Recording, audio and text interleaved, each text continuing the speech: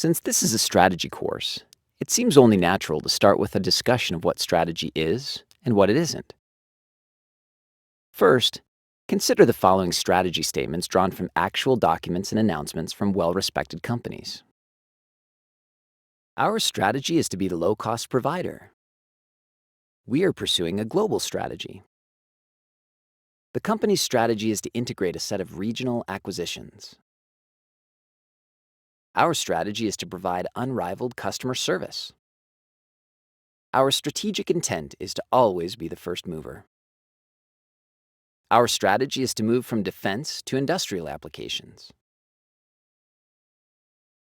What do these strategy statements all have in common? Well, first of all, none of them are actually strategies. They represent tactics, goals, objectives, and descriptions, but not strategies. They are mere strategic threads, small components of overall strategies. The problem is that in recent years, strategy has become something of a buzzword. Whenever we want to sound smart and demonstrate our business acumen, we just make sure the word strategy shows up in our ideas. The result is that we now refer to many mundane and uninteresting aspects of the business as being strategic, when they are really only small pieces of the overall business strategy. So then, what is a strategy? Being clear about what a strategy is will help us understand more clearly what a strategy is not. Well, the word strategy originally comes from the Greek word strategos, meaning the art of the general. In other words, the origin of strategy comes from the art of war, and specifically the role of the general in a war. In fact, there's a famous treatise entitled The Art of War that is said to have been authored by Sun Tzu, a legendary Chinese general, around the 2nd century BC. Strategists consider The Art of War to be one of the great masterpieces on strategy. In the art of war, the goal is to win. Winning is good and losing is very, very bad. Can you imagine the great Hannibal saying something like, "Our strategy is to beat Rome"? No, Hannibal's goal was to defeat Rome. His strategy was to bring hidden strengths against the weaknesses of his enemy at the point of attack to achieve that goal, such as crossing the Alps when the enemies did not believe he could. The general is responsible for multiple units that must work together to win the battle and the war. The way the general adds value to the battle is by providing high-level orchestration and vision. That is, he can see what the field commanders cannot.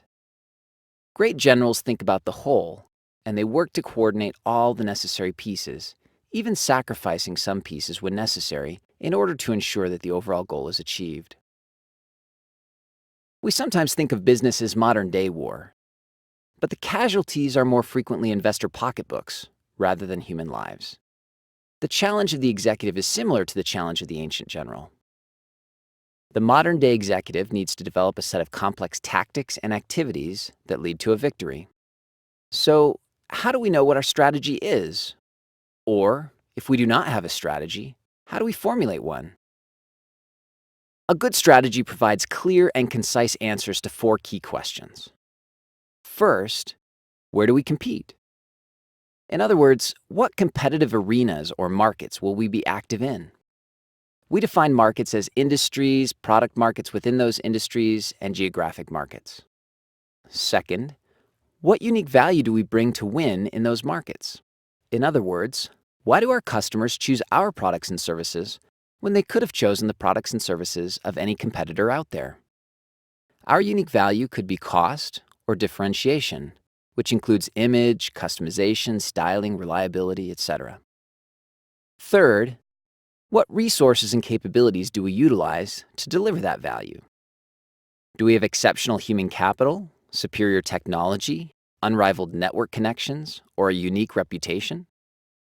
Resources generally refer to the things we have in our toolbox. These things can be tangible, such as a diamond mine or an oil field, or they can be intangible, such as a reputation.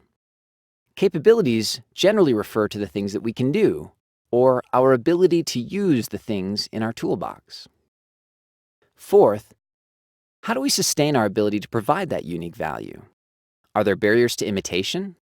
Are there factors that keep our competitors from being willing or able to replicate the value we create for our customers? This last question focuses on understanding what factors allow us to continue to win over time.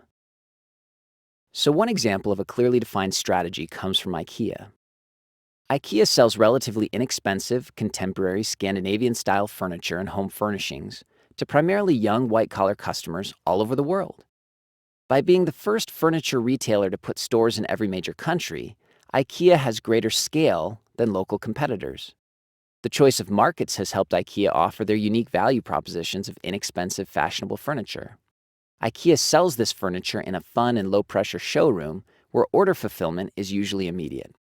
IKEA is able to sell inexpensive, stylish furniture because they've developed excellent design capabilities for inexpensive Scandinavian design. But perhaps even more important is the fact that products are designed to be manufactured by suppliers using mass production techniques and then shipped in flat boxes. The flat boxes require that final assembly is done by the final customer, but this dramatically drops shipping costs. Because shipping costs are so low, IKEA's suppliers can manufacture furniture in high volumes and ship it around the globe. The complex interdependence of IKEA's strategy makes it difficult for competitors to imitate because they don't design their own furniture and their suppliers don't manufacture furniture in high volumes and ship in flat boxes. To imitate IKEA, they would have to completely change the way they design, manufacture, and ship their furniture. Note that we learn what IKEA does, but we also learn what IKEA does not do. IKEA does not compete in the high-end furniture business. IKEA does not try to provide high levels of service or customization to customers. IKEA designs most of its furniture, but does not try to manufacture its products. Thus, in addition to clearly articulating why we win with customers, a really good strategy also provides a clear boundary line signaling what we do not do. It is also important to note that what we have discussed briefly over the last few minutes is not in any way intended to be comprehensive, and there are many important perspectives that are excluded. For example, Henry Mintzberg, one of the most well-respected business strategists of our day, would want to emphasize the important differences between an intended strategy, an emergent strategy, and a realized strategy. He would want you to know that sometimes strategy is really more about what you actually do rather than what you intend to do. That is, your real strategy emerges as you do it and may not line up with your plans. Other strategists would not want me to leave out the importance of staging or timing. You may have a great plan, but if you execute the plan with poor timing, it may fall flat. To be successful, you also need to have a well-orchestrated set of timed steps in order to win in the marketplace.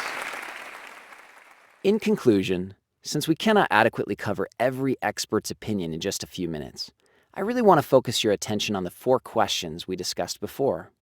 As you strategically analyze companies and/or develop your own strategies, you need to have compelling answers to these 4 questions. First, where do we compete? Second, what unique value do we bring to the table in those markets? Third, what resources and capabilities do we utilize to deliver that value? And fourth, how do we sustain our ability to provide that unique value? When you have these answers, you will be well on your way to articulating a clear strategy.